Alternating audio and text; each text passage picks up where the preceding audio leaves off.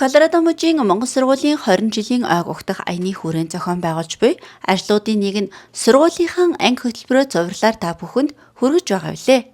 Энэ удаад Монгол хэлний 3 дугаар ангиа танилцуулж байна. 2025-аас 2026 оны хичээлийн жилд тус ангийн нийт 12 хүүхдтэйгээр хичээлж байна. Тус ангийн багшаар 2009 онд Mongolian International University-г 2015 онд Зүүн Хятадын багшийн их сургуулийг бизнесийн удирдлагаар төгсөн. Бага насны хүүхдэд ажиллах Rocky Mountain 2026 хөтөлбөрт амжилттай хамрагдсан. Монгол сургуультай 2 дахь жилдээ ажиллаж байгаа Од ангийн багшаар ажиллаж байна. Од багш маань хүүхдүүдэд альва гадаад хэлийг сурах гэж байгаа бол 14 наснаас нь өмнө эхлэх хэрэгтэйг сануулсан юм.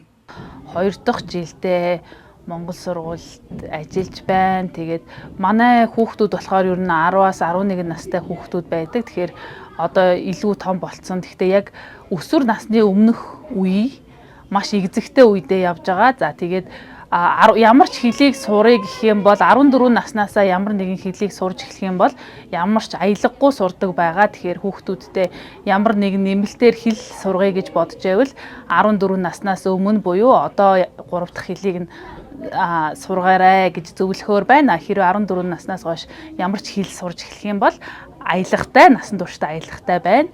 Мянга хичээсэн чи ер нь бол аялгатай байна. За тэрийг сануулах гэсэн юм. Тэгээд манай хүүхдүүд болохоор ерөнхийдөө бол монгол хэлийг үзэхээс гадна бас түүх, соёлын хичээл давхар үздэг байгаа. Тэгээд түүхийн хичээл гэхээр манай хүүхдүүд чинь бид нар хүүхдүүдтэйгээ тийм нарийн ширмээ бүгд ярьдгүү. Тэгэхэд л одоо хилмигдүүлэлт Чингис хаан гих мэтчлэн олон зүйлийг мэдгүй байдаг. Одоо инг хөөслөх гих мэт олон сонирхолтой зүйлийг бид нар хичээл дээр арай сонирхолтой байдлаар үздэг.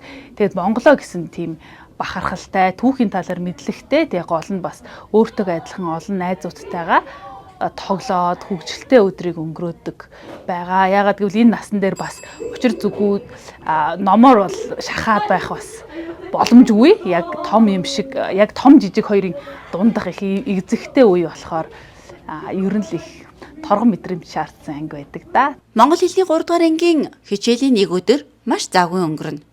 Төрийн дуулаан дуулж эрхэмлээ хийснийхээ дараа хөтөлбөрийн дагуу тухайн өдрийн сэдэвт хичээлээ үздэг байна. Дараа нь унших хичээлээ ороод цээж бичгээ хийн. Монгол сургуулийн багш нарын баримтлагдаг зарчим бол хүүхдэд зүгээр унших, бичихийг заахвч утгыг ойлгоход анхаардаг. Тиймдээч хүүхдүүдэд үгсийн сан нэмэгдүүлэхийг хичээн ажилдгаа хэлж байлаа. Хүүхдүүд маань ангийн багшийнхаа тухай монголоор ярихдаа үгээ их боддог талаар хамгийн хэцүү хичээл нь цээж бичих байдаг талаараа бидэнд хэлж байлаа. Мөн Монгол сургуульд явдаггүй хүүхдүүдтэй ирээр гой найзтай болдог шүү гэж уриалсан. Багш маань амар гой, тэг бас амар гой зантай, амар гой. Амар инээдтэй. Тэг амар хөгжилтэй багш.